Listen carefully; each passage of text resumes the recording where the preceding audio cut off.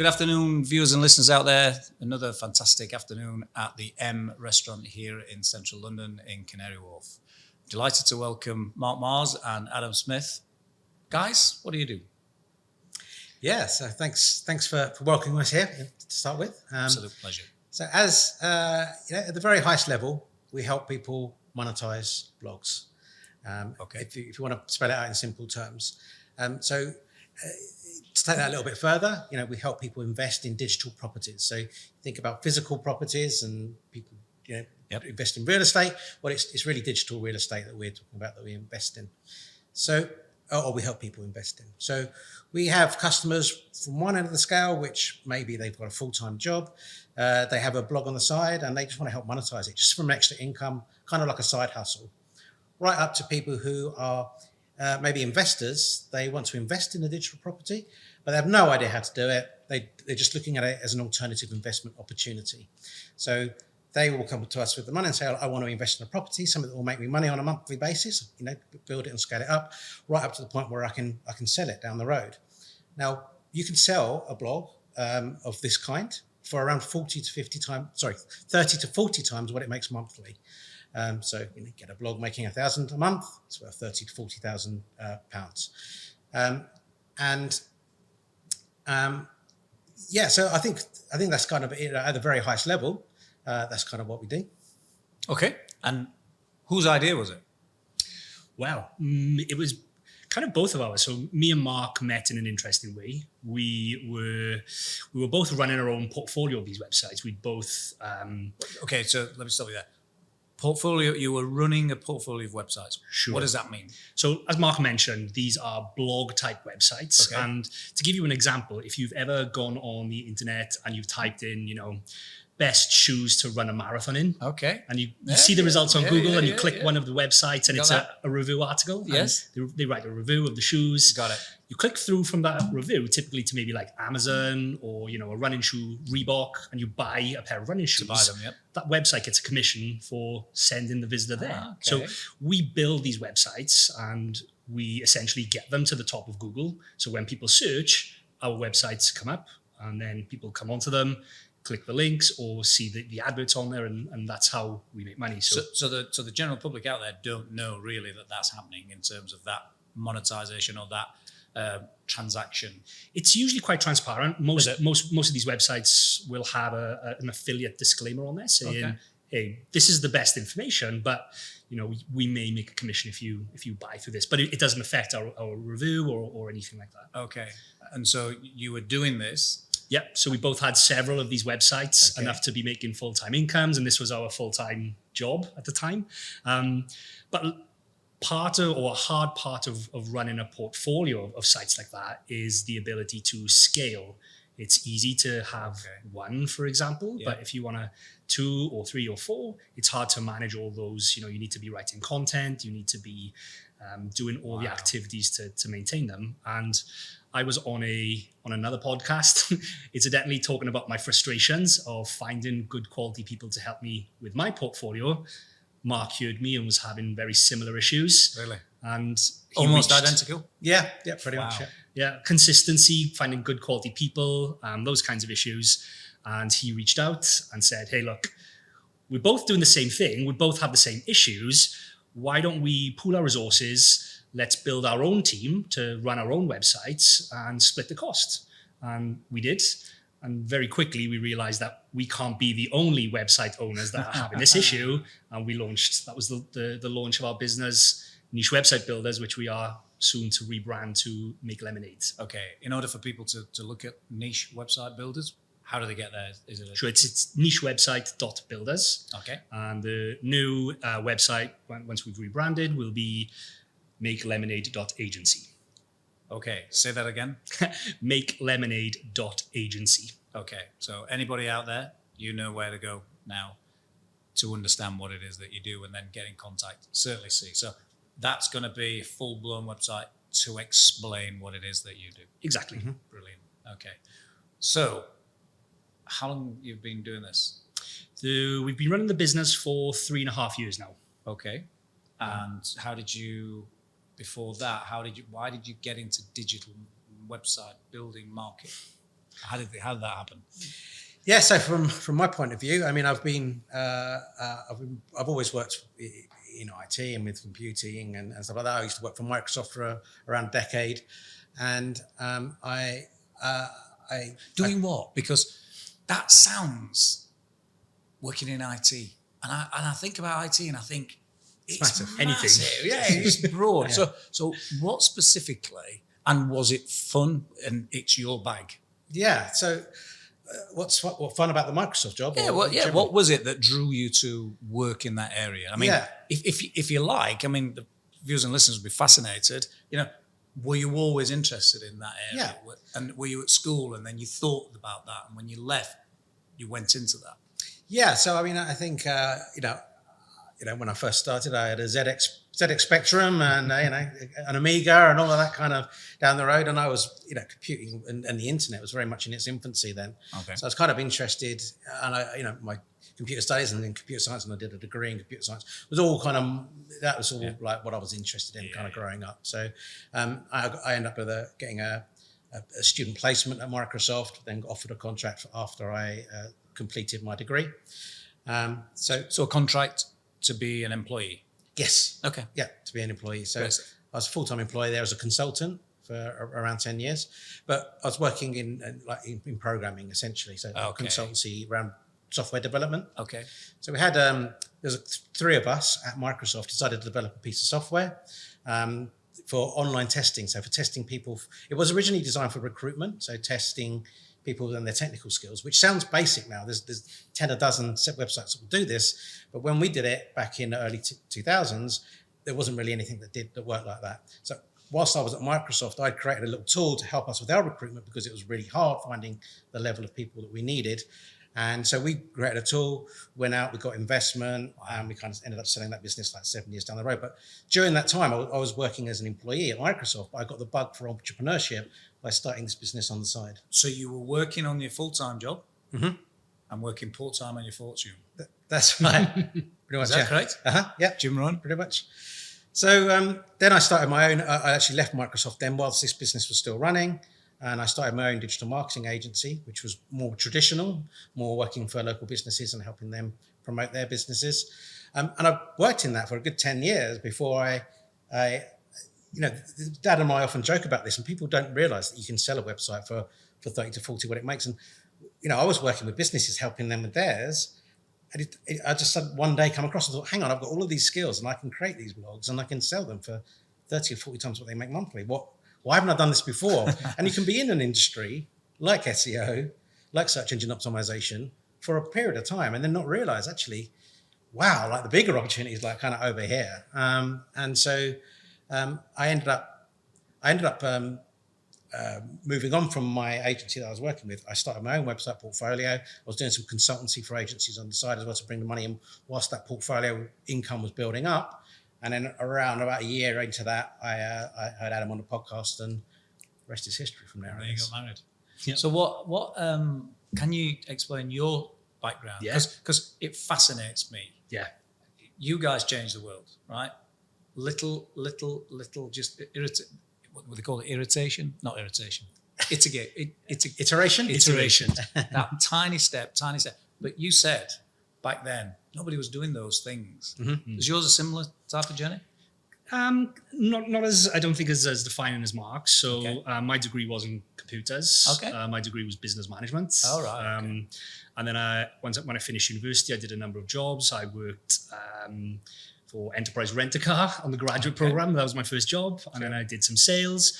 And then I moved into, I guess, the digital marketing world. I worked for a digital marketing agency. How quickly did you know that this is the area for me? I'd always been interested in computers. So from a young age, I had an Amiga and a Commodore 64 and growing up and that kind of stuff. I remember for my 13th... Is that the telltale sign? That I think so. If you don't have them... then you're never going to make it in IT.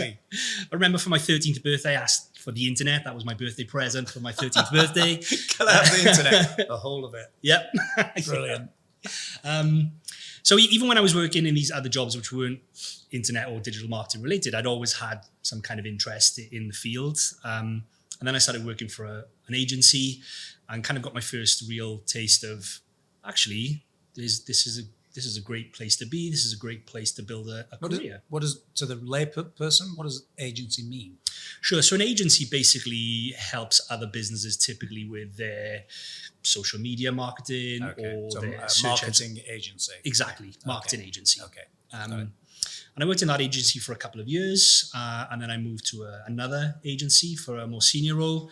And in that agency, I was working with universities. I was selling them digital marketing strategies to help them attract students. And similar to Mark, I had this epiphany that I've got this skill set. I too came across these types of blogs and was like, wow, you can sell them for how much? And I didn't start my own like Mark did from scratch to start with. I actually bought a website. So I went to there's marketplaces you can go and buy established websites So a from. ready-made business, ready for you to off the shelf. Yep. Brand name that you put in. It's already decided. These websites are already making money. So It's already making money. it was making around $300 per month because it was targeting a US audience. And I paid around $10,000 or $11,000 for it. So it's that 30, 40 times. And what would that have got back on a monthly basis? $300-ish. Okay, so that's what you said at the beginning. Sorry. So I paid like 10 or 11,000 for it up front. So making around $300 per month. And I started using the skill set that I'd kind of built up over the years at the digital marketing agencies. And I was working on this website in the evenings, on the weekends, putting all my free time into it. And So you two had a job and you were working on your fortune. Exactly. And around 8 months later, I sold the website for $60,000. So I turned my 10 into 60. How many years? 8 months. So In 8 months? Very quick. That's a great return on investment. Well, I thought to myself, how do I do more of this? This is amazing. Of course. That profit was more than I was making a year at the digital marketing agency. And I went in and said to my boss, hey, I want to drop my hours, my days to 2 days a week. And I want to concentrate on, so I didn't make it a secret that I was working on this as a side project. And that was okay with the guys? Yeah. But they said, no, you're a client-facing member of the team. Yes. We have to be out. It's a full-time role. And they were very surprised when I came in the next day with my letter of resignation. And I said, great, thanks very much. And the very next week, I bought another website, and that was the start of my portfolio. Okay, so there wasn't a necessarily risky moment for you, because what you did is quite smart. Actually, what you both did is quite smart. What you did is you were working for someone else, and then you did something personally outside of that to build. Yeah. And then the moment you saw that it was successful, it was the ability to say, thanks guys, but no thanks. I'll now go down my road. Although I'd only had one case study, right? I could have quit my job, bought another one, and then it didn't work. But that's not how it ended up. And that's where the net does come. Yeah. The net appears when you step. It never appears. It's never there to see. It appears when you step. Amazing. I mean, fascinating. And I could talk to you all day about it. We've got some good other stuff to do. So in terms of you're together now, and it works well as a partnership. My guess is it's one of the biggest risks in business when you take on a business partner or partners. Is there anything that you've done at the beginning where you've said, look, we're seriously going into this very seriously. It's a business venture. Are there any ground rules that you would say to the listeners and viewers about getting into bed with another business person? Because it is scary. Absolutely. It's like a marriage, isn't it? It is. I speak to Mark more than my wife, so yeah, definitely. She's probably glad about it. It's terrifying. So, I mean, I mentioned I ran another agency for working with local businesses before this. And I ended up taking a customer as a partner that had been a customer for the. So he had a customer. Yep. They were paying you money, and then you decided to actually let's go in this 50-50.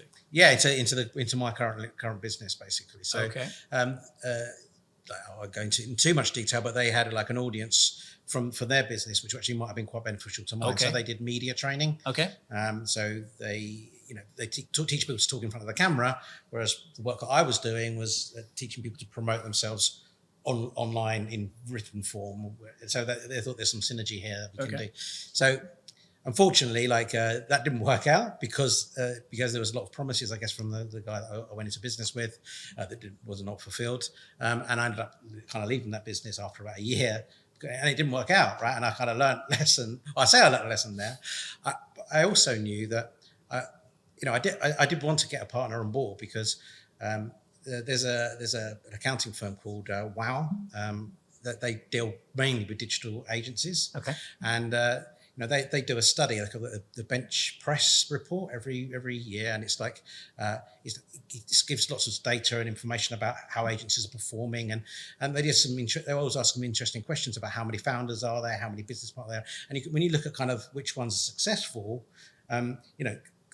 having two founders is way more successful than having one because Really? Yeah, because it's so much work to do and overhead of just running the business, let alone going out and trying to sell and market and do the business meetings and all those kind of things.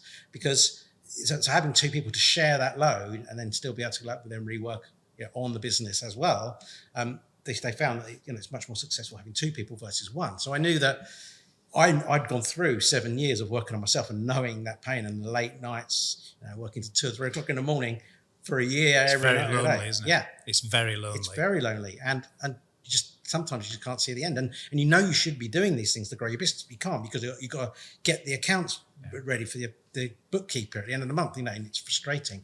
So I knew that next venture I wanted to do it, but I mean it was highly risky because I just contacted Adam after the podcast. I phoned him the next day.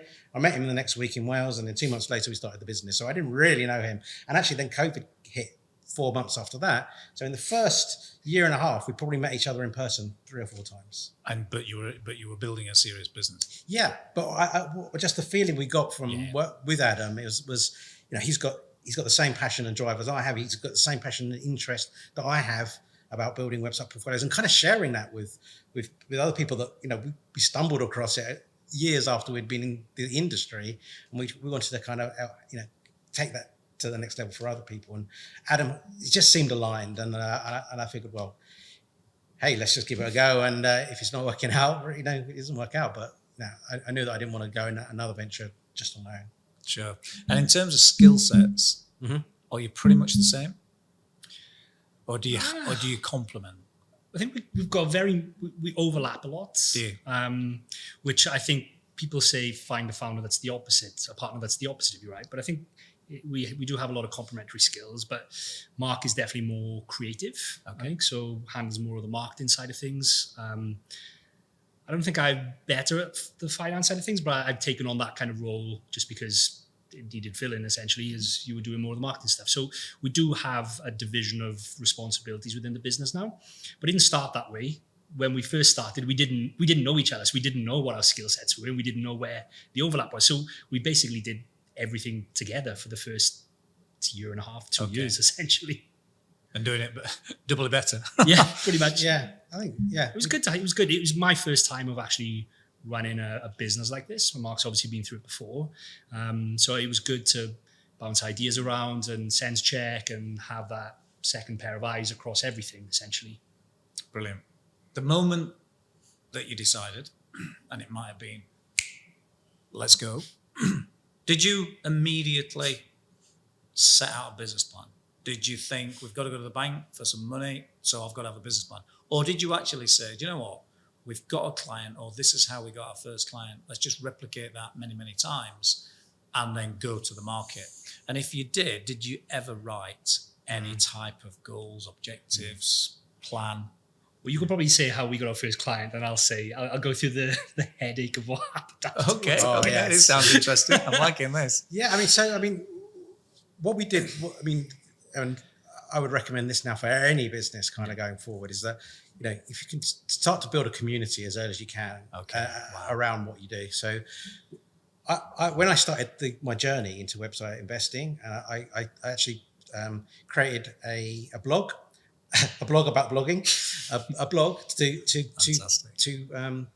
document my journey on how I do it. So I was saying, I'm going to do this month, and this is what I'm going to do, and I wrote it down. I shared everything that I did and the success, and I knew that I would be able to drive traffic to a site and make money from it in the long term. But I created a Facebook group on the side of that, which which so if people wanted to get the updates and be in part of the conversation about it, then they could join the Facebook group, and I would share lots of more information than I do above and beyond what I was sharing on my blog there.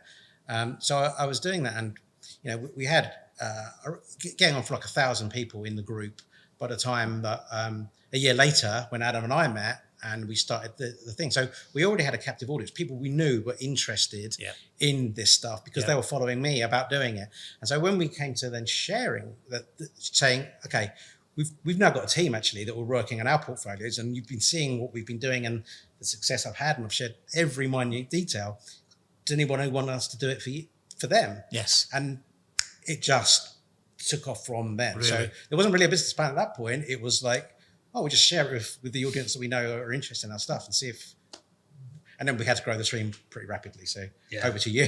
So we opened the doors essentially for our service, and in the first month we got a lot of orders in for mainly content. So we were writing lots of very content. What does a lot look like from a standing start, by the way? Yeah, so back then I think it was around maybe 100 or 200,000 words. I know it's more like 300, 400,000 over the first couple of weeks. Yeah. Okay, so break that down for the viewers, because I don't know what that means. Sure. So a typical blog post, a single blog post, is around 1,500 words. So it was probably about 200. And is that recommended? If you're going to do a blog, is that recommended number of words? Because it's not going to bore the reader, and it depends, is the answer. Okay. It depends on the type of article, what you're targeting, and that kind of stuff. But it's a good ballpark figure. Okay. As an average. Yeah. Okay. So we opened the doors. We had this influx of orders, more than we would thought that we would get essentially within our first month. And our initial plan was that we didn't have our own team of writers. I'd been using an agency for my own portfolio, and I was fairly happy. So that's freelancers? Essentially freelancers, but through a company essentially. And prior to launching, we got in touch with them and said, look, we're going to launch this business. It's very likely that we're going to get a decent amount of orders up front. Can you handle that if we came to you? Because I was ordering content in the tens of thousands. Yep. And they said, no worries, bring it on and we can do it. So we opened the doors. We got these 200,000-300,000 words. We sent it over to them. They were like, awesome. They took our money. And then what they delivered back was absolutely horrible quality. So much so, it wasn't the same team I had been using. They'd outsourced it to someone cheaper, and came back and we were like, oh my God, what are we going to do? Non-native English speaking, so it was almost illegible in many ways, And we went back to them and said, this is not what we ordered. We can't even use this stuff. And they were very difficult to work with. And what happened to the clients with that work? Did you have to go somewhere else and pay double? Or? Well, so we got them to re-edit some of it in a timely manner, and then we closed the doors to the service to new customers and said, hey, thanks, we've just had a massive amount of orders, let's get through this first. Okay. But in the background, me and Mark, because we've been writing content for our own blogs for a number of years, we've got that skill set. Okay. We spent hours, days, nights. I remember being on the phone to Mark at 3 a.m, still editing content for clients just to get this initial batch to the point where we would be comfortable. Someone's paid us for it. We would be comfortable. This is the quality that we want to deliver. And it was a very painful lesson. Obviously, we lost a lot of time and a lot of, essentially money and goodwill with that first batch of customers. So quickly we realized this isn't a business model. We can't rely on other people. So we started hiring our own full-time content writers in-house. Okay. And today we have about 60 in-house content writers. Yes. Okay. Full-time writers. In-house. Yes. Wow. And they're trained to write the way that we want them to train. They're trained in our SOPs. They write this kind of content day in, day out. So they're experts. But it was a very painful lesson to think, this business model sounds great. We'll just take money. We'll outsource it. We'll keep the margin. And quickly we then had the headache of, we need staff. We need to train them. We need to put processes in place. The girls listening to this, you say pain. I don't think that we've ever had a podcast without somebody talking about their pain point. No. And in a way, do you feel blessed that actually it happened immediately? Because it was almost like instant learning, instant gratification. Well, I mean, these days we write 4.5 to 5 million words of content every month. So I can't imagine if at the same scale, there's no way me and Mark could ever edit that kind of content. So it's and because you've grown the business and you've got people, if that would have happened, then potentially people's jobs are on the line. Yeah. Having said that, your reputation was on the line when that happened the first time. I mean, it's a great story, isn't it? It's great to tell now. It was horrible at the time, but absolutely. But it's at those times, and that's what we try to say to people. And that's why you guys like you are just like a breath of fresh air, because you're coming in telling those stories. If they think that it's going to be easy, it's an inevitable part of business. Absolutely, I don't know any successful person that's not had dark times. You would question it. You would question it, wouldn't you? Yeah. You would question their success as, how did you really make it? And that's what I'm hoping that a lot of our viewers and listeners get out of these types of conversations. That's why we did it. That's the main driver why we set this podcast up, to be able to say to people who are in business right now, what are other people doing? How can our guests help the people make those mistakes, but know that if they're making the mistakes, what they do about it, or actually it's okay to make mistakes, and acknowledge that. And an acknowledgement is a big part.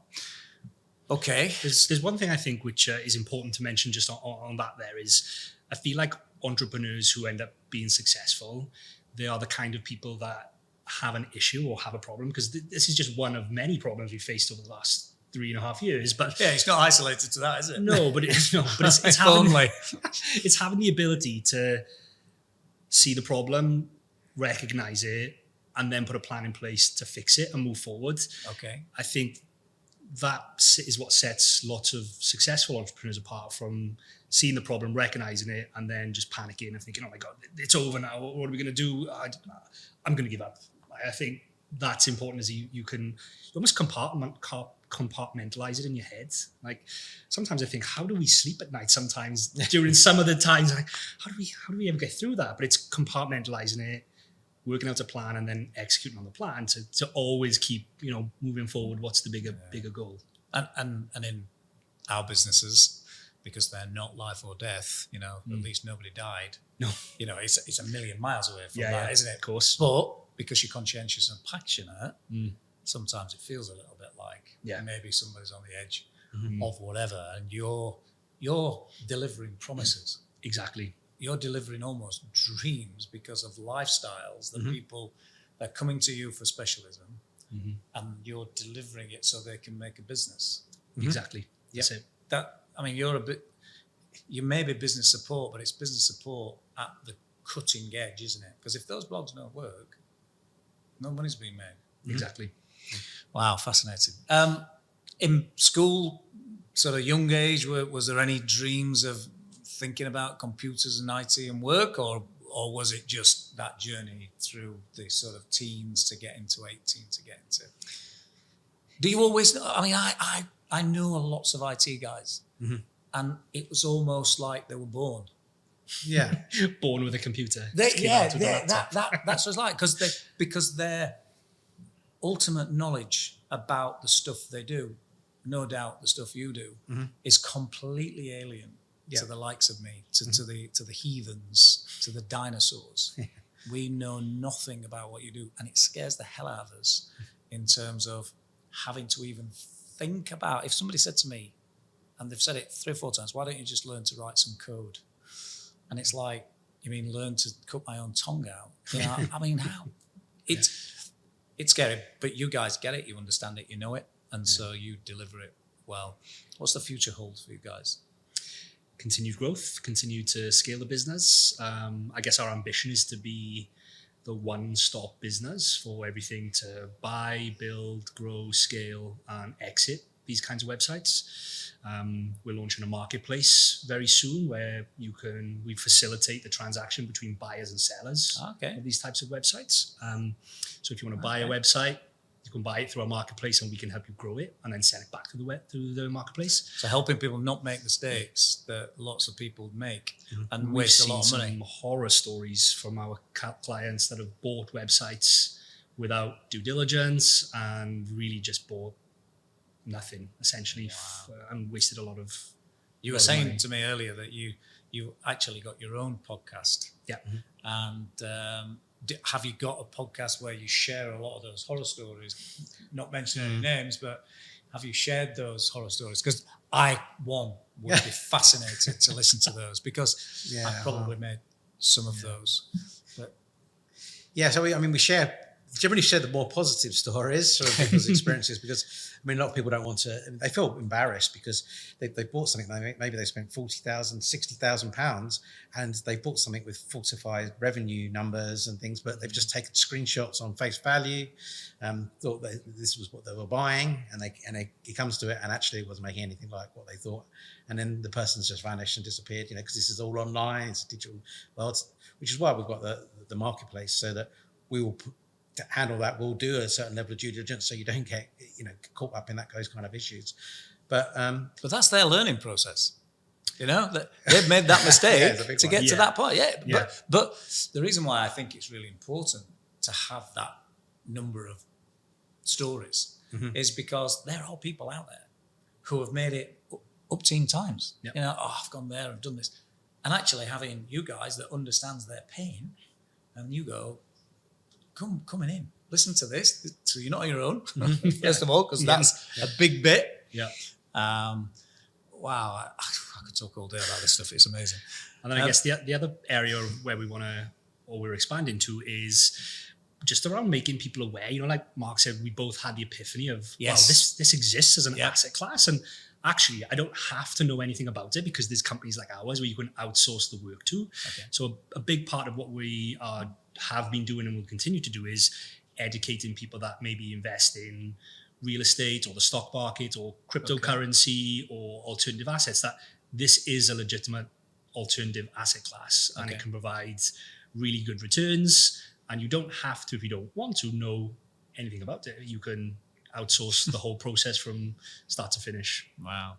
How do you calculate so you've got 60 people, 60 writers, 130 people. Writers. How many people altogether? 130. 130 people. Yeah. Wow. So how do you value? So I was talking to somebody earlier when they were talking about their stock, which was cars, and he said that he sold his first one for 8,000, and then his turnover was, let's say, 200,000. So if you do the average car sale of 5, we knew how many cars they'd sold. In terms of you, how do you measure? Is it through number of 100,000 words, 10,000 words? Is it about number of clients that you get on board?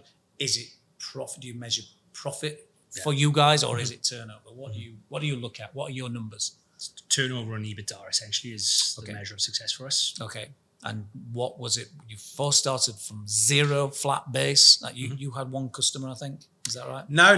When we launched the service, we had none. Oh, you had nothing? I was doing it for myself and sharing what I was doing. So when you got together, you had nobody. So from a standing start, and the numbers now are pretty good. We did, happy to share. Yep. Just top line. So we did $1 million turnover in year 1. We did 3.3 in year 2, 4.2 in year 3, and we're on track to do a little over 5 million this year. Wow, that's absolutely sensational. And it's what an inspiration that you guys are from working for somebody and then taking it on your own. Yeah. What are the challenges that you see going forward? You have 130 staff. Yeah. Recruiting them's hard enough. Engaging with them while they're working and actually keeping them is a huge issue. I know, because I read a lot. Do you have those issues, or is yours pretty stable? No, I think we hugely have those issues. I think every company has those issues. Massive recruitment issues. I mean, actually, for writers, it's not so bad specifically, because there's not many full-time pure writing roles. And lots of people. Do you think it's dying as an art form? Writing? Yeah. I don't think so. Well, GPT is on the horizon. It's here. My worry about that is it's the same old stuff that's going to come out the same old if you put the same. Somebody creates something because it's unique and it's that person, and they've got all their life skills and stories and history to come into that. I'm guessing you think the same. Yeah. We don't use any AI content for Right, our content at the moment. Okay. We're running tests and things, but at the moment, there's lots of issues with ChatGPT content. One around factuality. So there's something called AI hallucinations, where you'll ask ChatGPT for an answer and it will look very credible.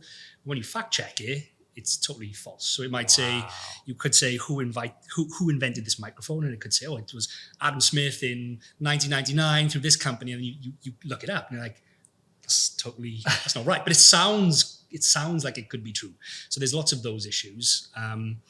There's also the issues of, especially from what we do from our content perspective, Google, to get to the top of Google want to see certain things within the content, and they measure it in something called experience, expertise, authority, and trust. So when you write a piece of content, you've got to think of those things. Now, that means when we write a review of something, we write it as if we've used the product, what our experience of using the product is, why we trust the product and why we trust the brand and all that kind of stuff.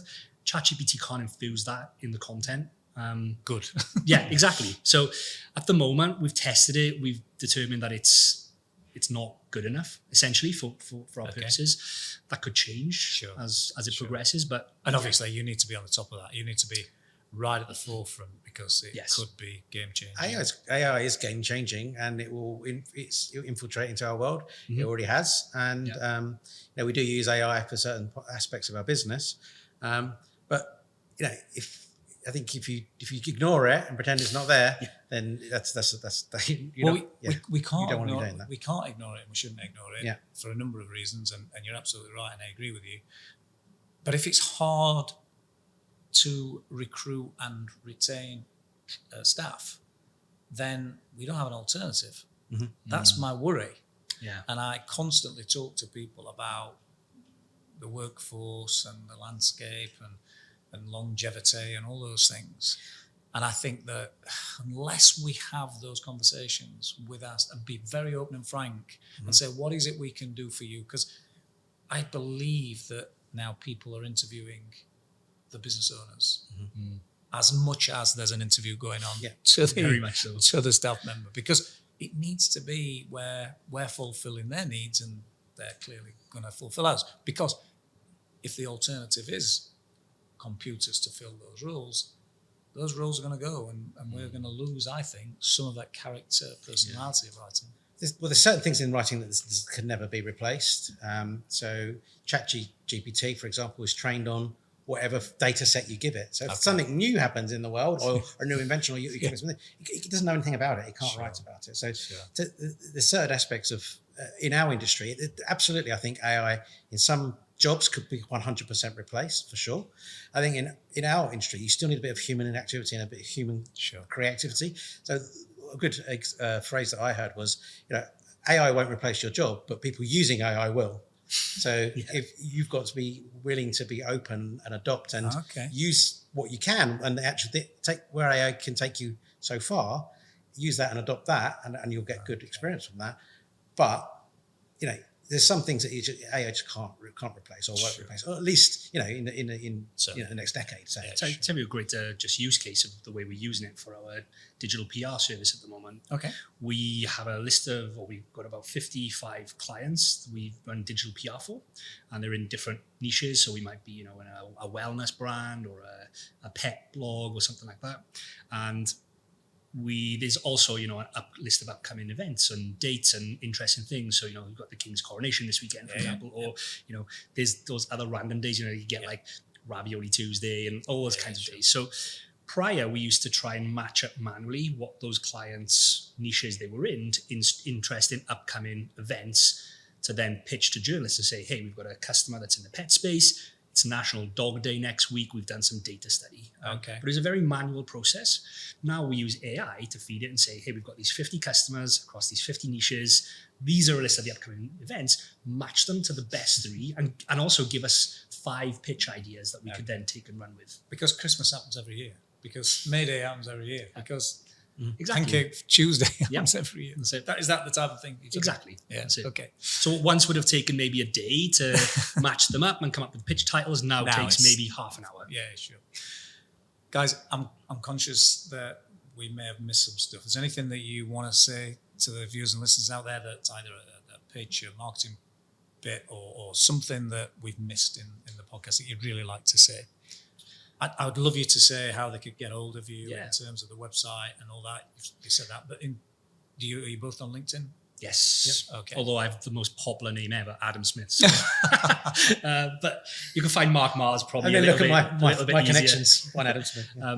But yeah, essentially, I guess the message that we want to put out there is kind of what I mentioned earlier: is if you are investing in real estate and crypto, and you want to get involved in an alternative asset class, and you never thought of website investing, you want to learn more. Watch our podcast, listen to our podcast. We've got a YouTube channel where we kind of run through these things. Get in touch with us. We'd be happy to, I don't know if we mentioned it earlier, but a big part of how we've grown the business from nothing to several million in a few years is people trust us because we give away 100% of our knowledge. We don't hold anything back, and we are comfortable knowing that, there's a percentage of our audience who will take that knowledge and go and do it themselves. But there's also a percentage that will say, hey, this sounds great. Can you do it for me? Sure. So that's the way we've grown. So get involved in our community, get involved in our guest house space if you're interested in learning more, because you'll at least become familiar with what this space is about. If you wanted to do it yourself, how you could start. If you wanted to have some help, how you could get some help. And that's through our podcast, our YouTube channel, LinkedIn. Hit us up on our website, wherever you can find us, basically. Brilliant. Wow.